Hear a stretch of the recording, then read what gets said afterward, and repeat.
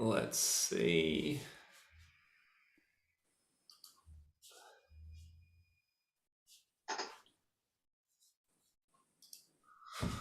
Okay, sorry, I'm not seeing us coming through. Give me one sec, everyone.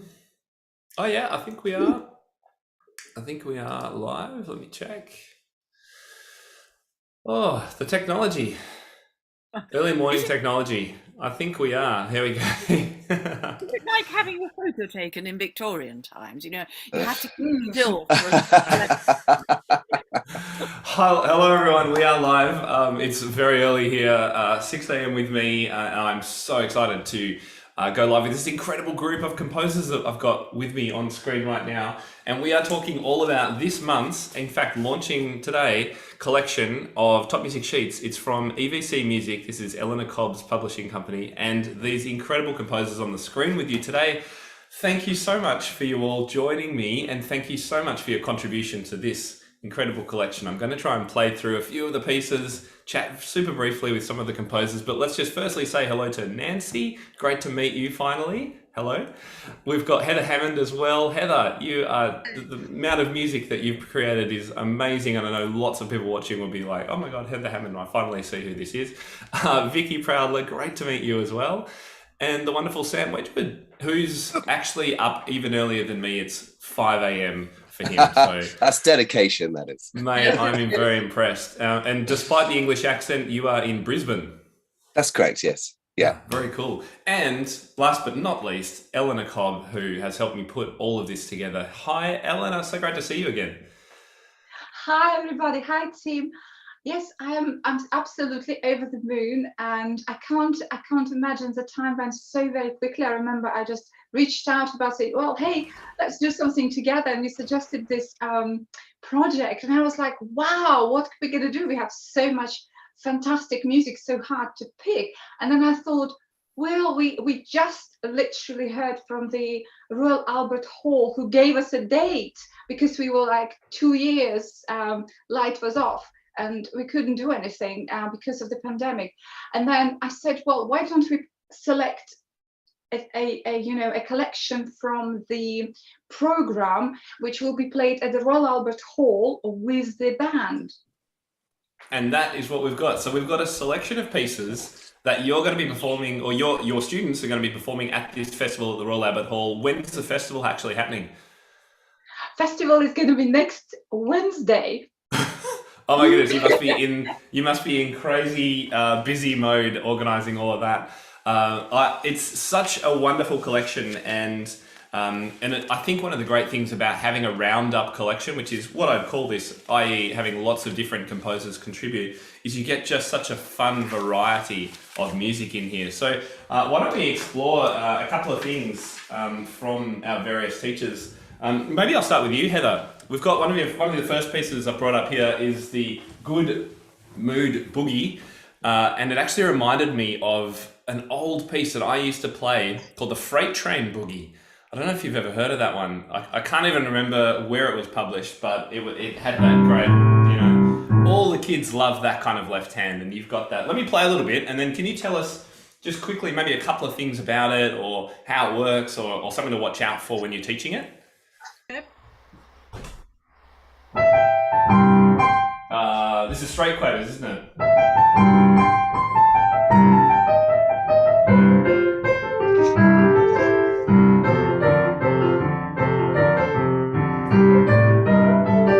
Whoops.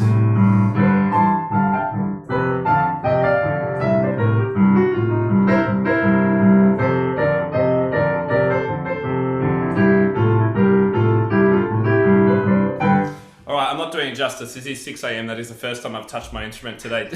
Heather, how did you come to put this together? It's so much fun to play. Yeah, well, it was actually written. I was in Spain at the time, and I was writing this collection, which is actually for it's a book called Grooves for Piano Dudes, and my friend Sally sort of got in touch with me, and it had been absolutely horrible weather in England, but she was on a train to London, and it had suddenly become really sunny, and she said, "I'm in a really good mood." And so I said, "Oh right, I'm going to write you a good mood boogie then," and that's how it happened really. So So it's it's simply, you know, the traditional kind of boogie bass line that you've got there. I think it fits quite well under the fingers as well. So my top tip would be follow the fingering that is there, and it kind of plays itself, I think, really. And Yeah, kids are they're just gonna love it. And this, so I'm swinging it again a little bit. That just is so easy and fun to play, and all the blues scale kind of runs. I know that's just, and it's, of course, it's great because it opens up lots of improv opportunities too. And just before I go on to another piece, I've got a backing track here. So all of these pieces, Eleanor's got backing tracks for, which is even more cool. So let's have a listen to that. See if I can get it playing. Oh, a little bit slower than what I was playing, but that's cool.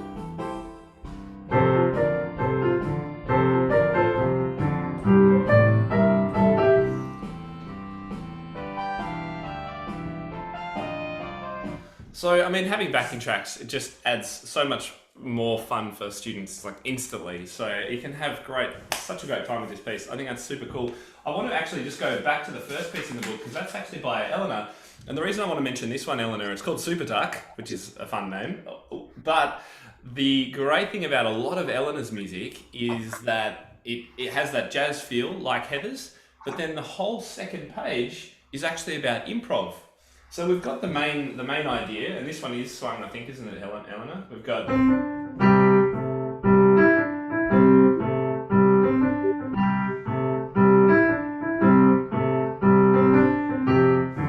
So similar kind of idea, Eleanor, but what do teachers get to do with their students on the second page?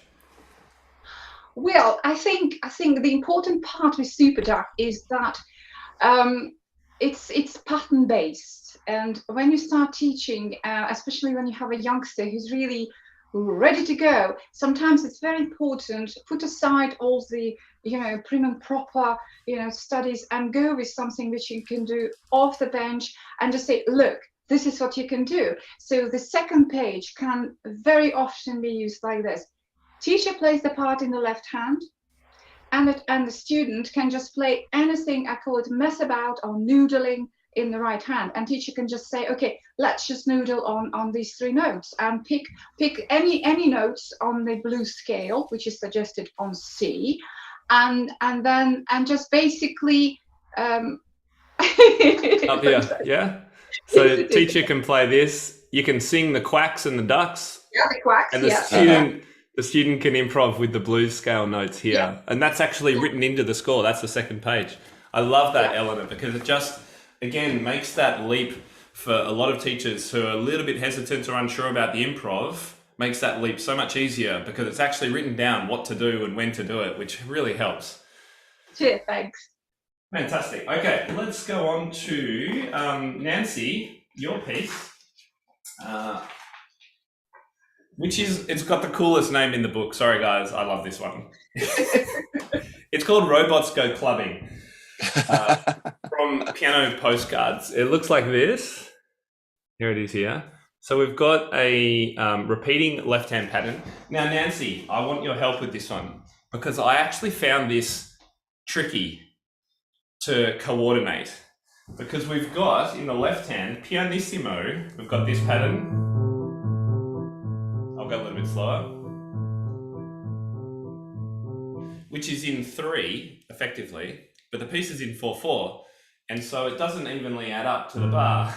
And then you've got to put these notes in the right hand with it. Have you got any tricks to help me with this and help students who learn this? Yes, I was going to agree with you that it's a lot harder than it looks. It looks as if you're just repeating patterns the whole time, but it's across the bar and it's across the beats. Really, once you get started on your left hand, you've got to just stick with that pattern and ignore which beat of the bar you're on, basically. And just keep doing it and remembering where the bottom of the chord comes. And so I think it probably builds on muscle memory, don't you? Yeah, I would agree. Yeah, and it would take a little bit of work just getting the initial timing, and I find that after a little while you'll get the feel, and then it will stick in. But I haven't sight read it. I've sight read it once, so I'm not probably going to do it justice. But I'll see how I go at a slow pace.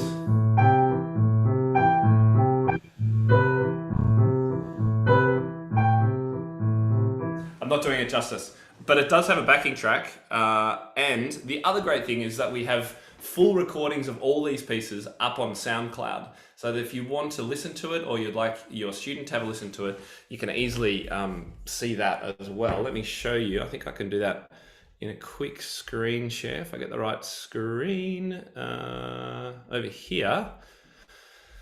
So this is our SoundCloud account. And you can see each of the Top Music Sheet collections that we put in has the full recordings here ready. So you can actually have a listen to them as they go. So here's the Robots Go Clubbing. I'm not sure the music, can you guys hear that? Yes.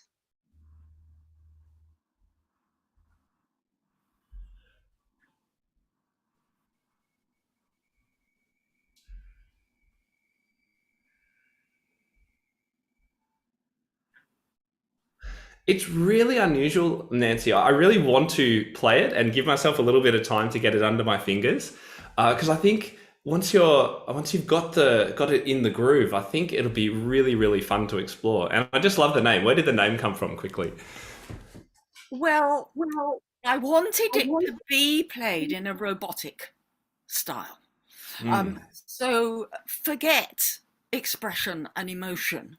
And particularly at the end, no slowing up. It just fades out as suddenly as it begins. So this is why I thought of robots and their jerky movements, but the fact that they're having fun because they're at a rave.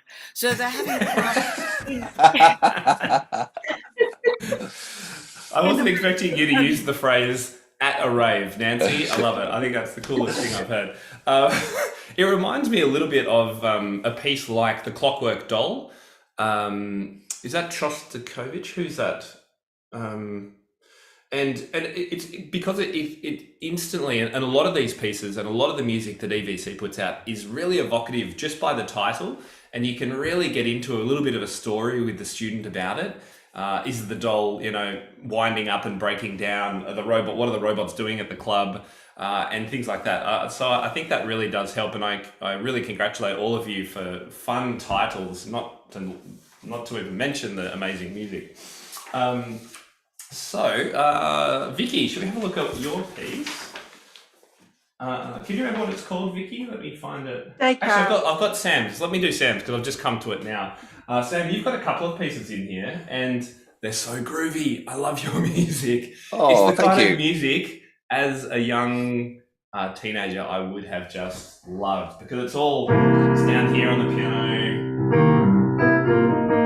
and you do all these cool chord sounds. So this one, how do we go? This is swing.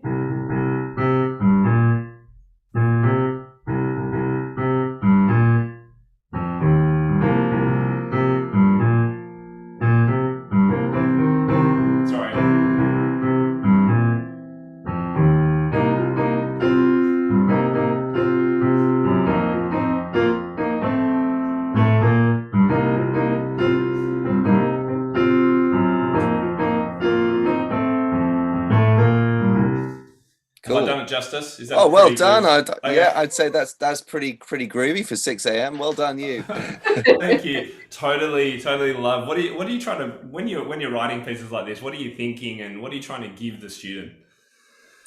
Well, I think I was just picking up on a point that listening to the other great tracks that you've just been playing, is that so much of all of this is inspired by either a title or a groove, and it's so refreshing to hear that.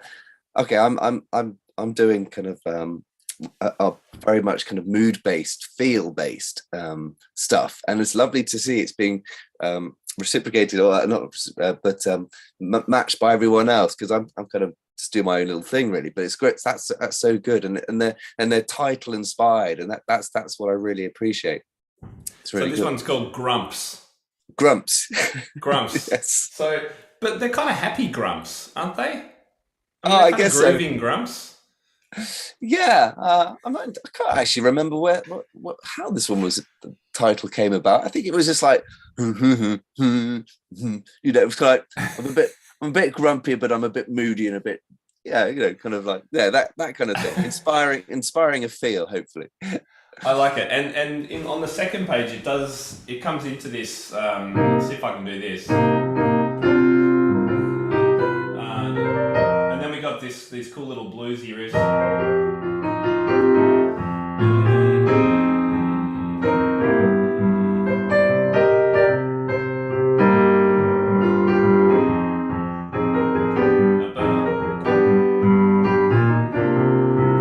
Oh, I just love that chord. I mean, Cool. It's so cool. I would perform this at a recital or something. It's heaps of fun. I think it's like as you mentioned at the beginning, it's when you're given that some kind of riff or a bassy something feel. It feels like young people and students, adults alike, really gravitate and really go to that, and that's something that really connects. So I hope that was probably the main thing with what I do, perhaps. Yeah. It's a really fun piece to play, and I know students and teachers are going to have heaps of fun with it. Vicky, let's go to you. So do you prefer Victoria or Vicky? It's Victoria, Vicky to friends, but I know it's coming up as Vicky on there, so either, whichever you like. Okay, it's great to meet you. I haven't come across all that much of your work, so I'm really pleased to be able to share it with people here. So the piece that I've got in front of me now is called Stakeout, and this again, it made me think of any of those pieces like Bergmuller Ballade, which as a child had the name Smugglers to me, and I could see people kind of running around and then spotlights coming on and things like that. And I thought your piece as well with Stakeout, is that a bit of what you had in your head when you were writing it? Yeah, I wanted to write a cartoon, kind of jazzy, creepy up piece that would be really good for students' imagination, because they love a good jazz piece, and this piece is sort of really stealthy. You can imagine a detective there with his magnifying glass, sort of he's going after the suspect, he's stalking, he's trying to be quiet, and so on, and there's a few pounces in there as well, so just really fun for students to play and to sort of imagine cartoons and get really into the groove with it. Yeah, and that whole story, you've got the jazziness and the story-based sort of approach that you can give it, I guess. Let me play a little bit of it, and if I can do it just some justice, here we go.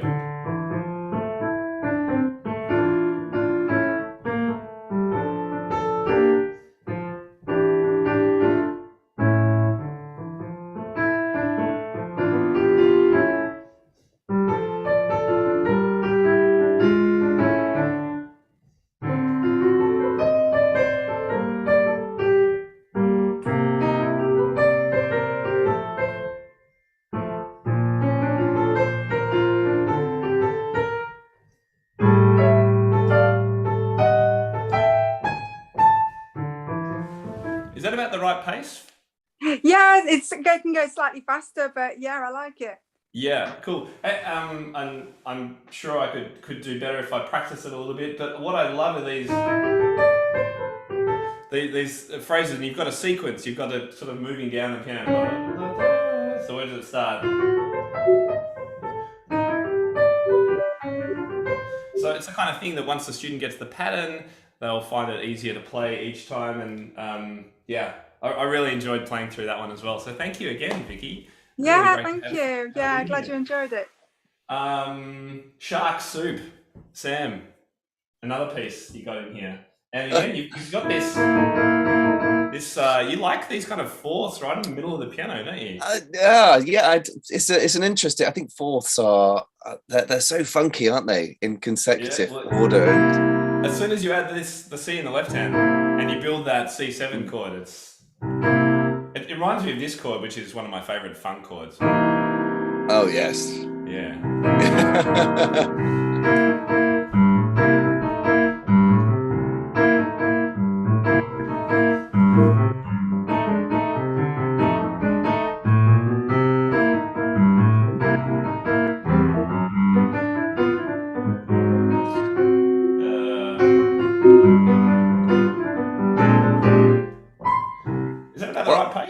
Well, that's interesting you should say, because I think I've heard every pace under the sun being played on that piece. And I feel like I've heard, and I feel like I'm not to say that it works on every level, but if that's what gravitates for the player and that's how they feel it, who am I to say, oh, you need to play it like this? I mean, I feel like there is an area of groove which fits as boom. Yeah, I think you kind of got that. If it's funk has that kind of laid back feel, though, doesn't it? Yeah. But like I said, I've heard and I was like, wow. I must say it's a runaway success as an exam piece. We hear it a lot, just like we hear some of Heather's as set as exam pieces, and yes, we as examiners hear it taken at all sorts of different speeds, but it does come across as so groovy, doesn't it? And funky. Oh, thank you very much. There's something about your bass lines. They're quite there's not much to them, but they have a lot of power somehow. I don't know if you think about it or if it kind of comes naturally, but these guys. Did you play bass? I have a bass guitar. I can't play it very well, but I guess I think there's such, if you can try and get the simplicity, it's that simple, but it works. If it works and it has a strength in its simplicity, then I think that's it, isn't it? Some of kind of analyze some of the bass, the great bass riffs over history. They seem so simple in their in the way that they are, but so I don't know. Just try and keep that simplicity, and then there's room and space with that. Then perhaps. Yeah, it just sounds like you really, the bass either comes naturally or you think about it, because it is super groovy. I wonder what it's quite slow on the backing track, isn't it? Slower.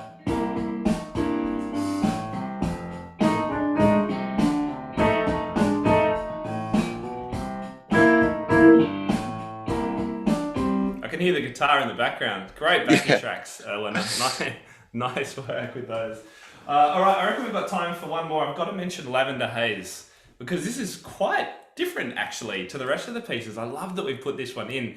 Let me play you just a little bit of it. I think this is an absolute recital winner, showstopper kind of piece, Eleanor. It's the kind of piece that, for the right student, at the end of a student recital, they could play this and just, people will go, oh my, it sounds like they're playing some amazing Chopin or Rachmaninoff or something. So here's how it goes, if I can give it justice at 6 a.m.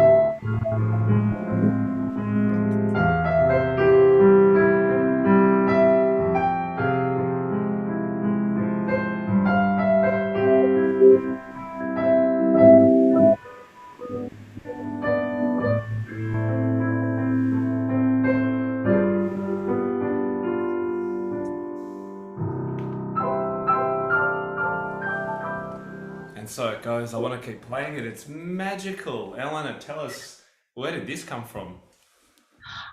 From my head, actually.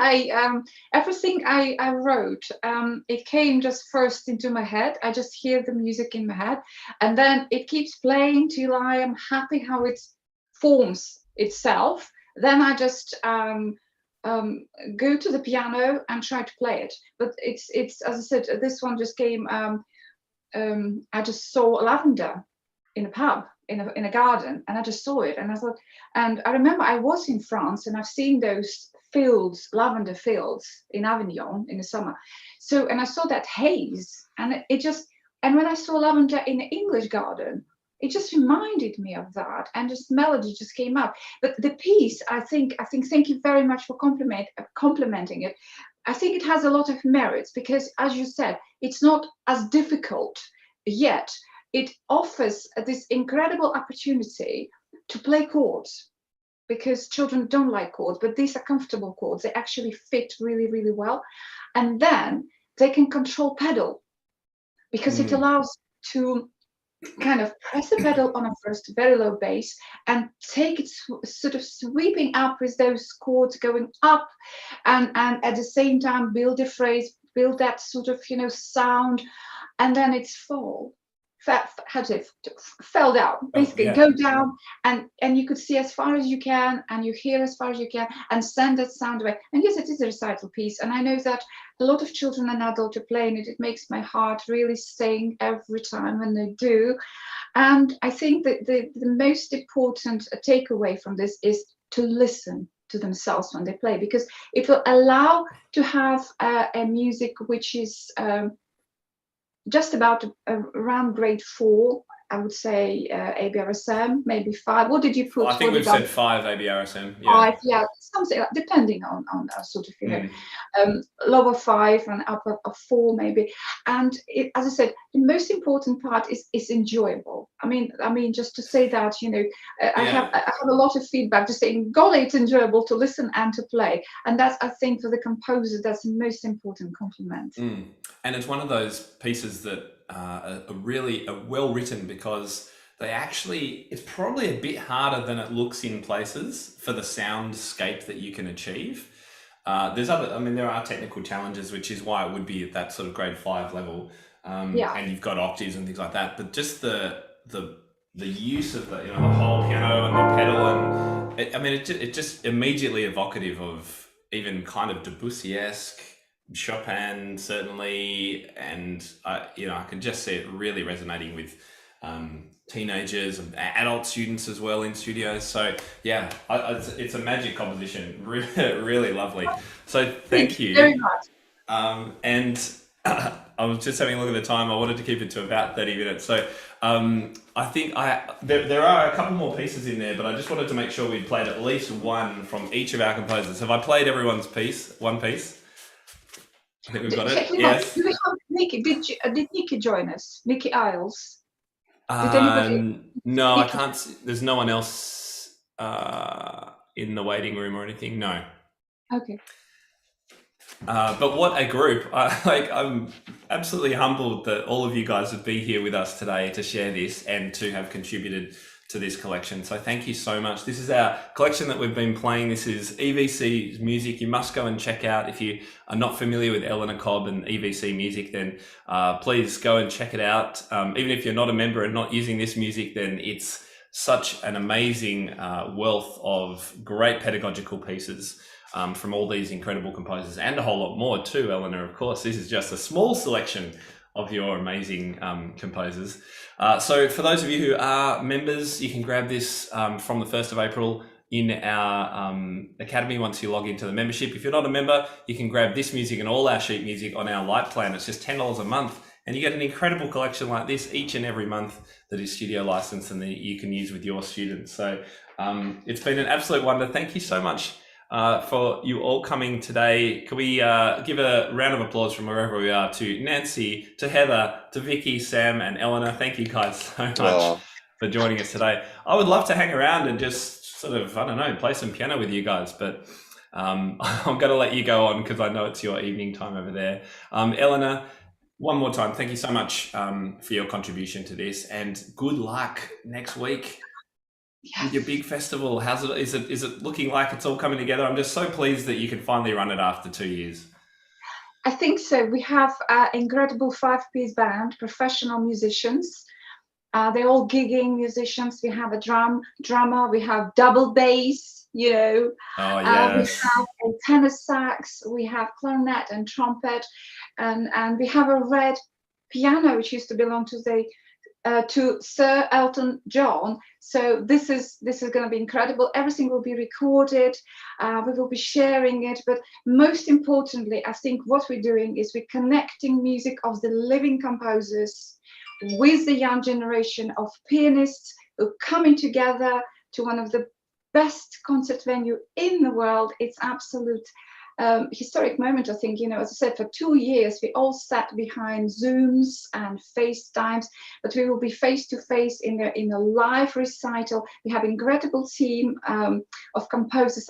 Guys, I'm so very proud of you. I'm feeling absolutely like over the moon, representing you and seeing that people from all over the world coming, and we have people from USA, Colombia, Latin America, we have from Norway. First time ever we have a student from Armenia coming, students, large group from Israel, also Germany, Albania, and the UK. And people already signing up for next year. So it's, as I said, you know, I'm hoping, Tim, you may join us one year for the festival. You know, I would love to. It'd be it's amazing. great to see you.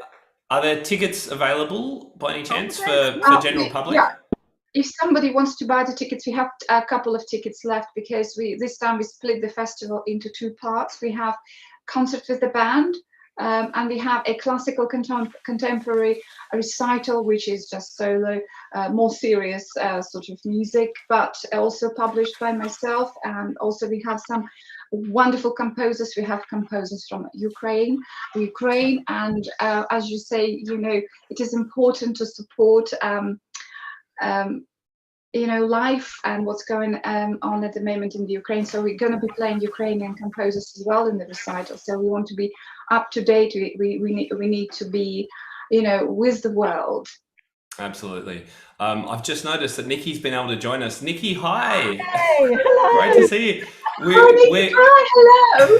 I'm sorry I'm late. M1. We're literally just about to log off, but because you're here, let's super quickly play your piece, which we were just talking about all the fun titles for these amazing pieces in the collection. Yours is called Caterpillar Blue, from Piano Tales for Alice. I'll play a tiny little bit of it, and then we'll talk about something about it. It's got, I like that you've got this slow kind of walk up bass line. It's just super groovy.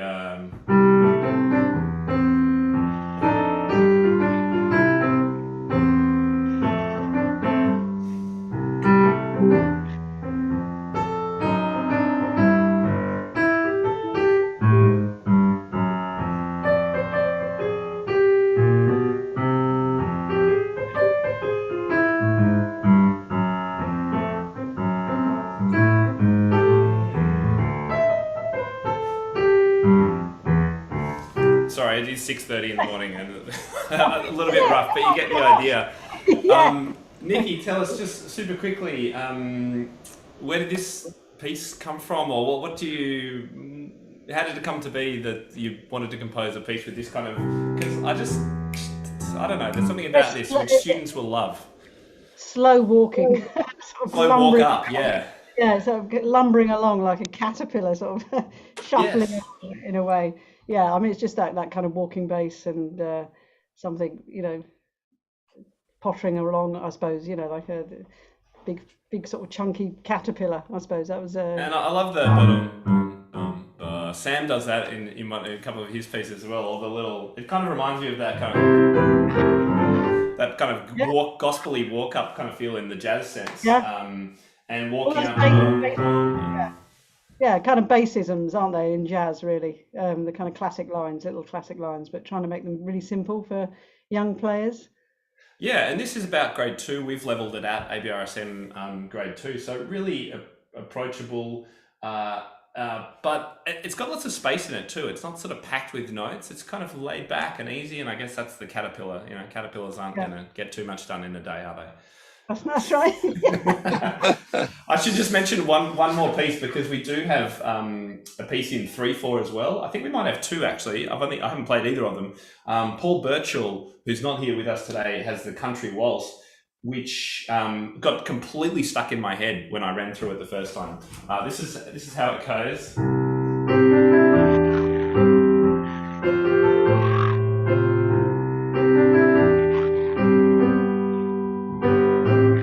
The gospel walk up.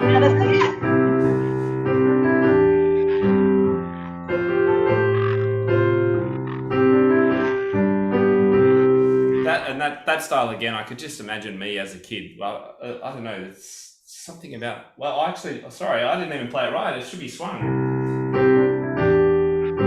Sorry, Paul, when you're watching this, should have swung it. Just something so groovy about that. So again, unfortunately, we'll have to wrap it up. But I do want to just share again. This collection is just so fabulous, and thank you again to all of you for contributing to it. Nikki, sorry you couldn't be here for too long, but I really appreciate you being able to jump in. Yeah, sorry about that. I was at a funeral, but Not at all. It's been great to meet you all. I'm going to turn off our stream, and we'll make sure we share this with you. Eleanor, you can share the recording as well if you'd like to. But yeah, round of applause. Thank you so much for everyone, for all your hard work, and keep up the composing. From all the piano teachers of the world, you guys are creating such wonderful music for us. We are so lucky with all the living composers out there making cool, groovy tunes for us to explore with our students. So tribute to you all. Thank you. Thank you very much, Thank you, Tim. Thank you very much. Tim. See you later, everyone. Bye. Bye. Yeah, bye. The recording